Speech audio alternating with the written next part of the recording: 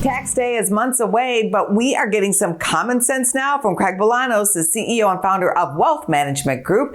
And Craig, you say mid-year is a time to get ready. What are your tips? Number one on my list, first, know your goals. Yes, you should have goals even when it comes to income taxes, because to be successful in finance, we need to take a very measured and intentional approach. So the first thing for me is, what is the marginal and effective tax rate that you are targeting for 2024? Yes, you should know your marginal rate. You should know your effective tax rate, because there's some big jumps. If you go above 12%, the next tax bracket goes all the way to 22. If you go above the 24% tax bracket, the next one jumps all the way to 32. That's 10 and 8 percentage points of change right there. Next, I think about this. If someone is on retiree health care, which is typically Medicare, what about the IRMA surcharges? I mean, what level of income do you need to have to mitigate away or eliminate altogether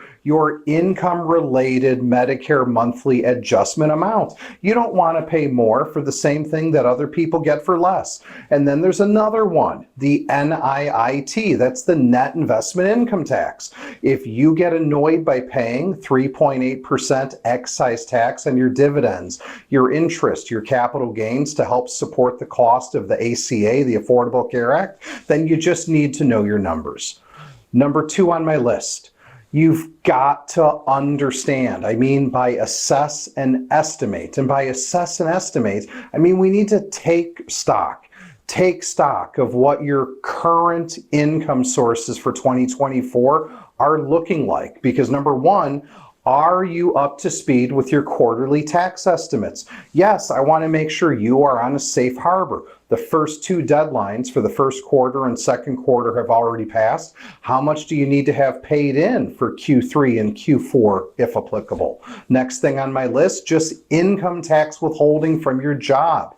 Do you need to make sure you make additional withholding allowances from your income to make sure you don't have a large balance due at the end of the year? In the same vein, if you're receiving income from Social Security, take a look at that W-4V. If you're receiving income from an IRA or a 401k, do you have proper withholding on a 1099-R? Because after all, the interest rate the IRS charges in 2024 on underpayment is 8%. What else do you recommend?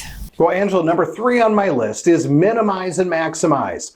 Maximize your charitable deductions with a donor advised fund. You got to minimize away your estate and inheritance taxes, if applicable, by working with a good firm to get your credit shelter trusts up to speed. I'm Craig Bolanos, the CEO and founder of Wealth Management Group. We exist to help people like you get retired and stay retired, and a big part of that is tax mitigation. Check us out on the web, investwithwmg.com.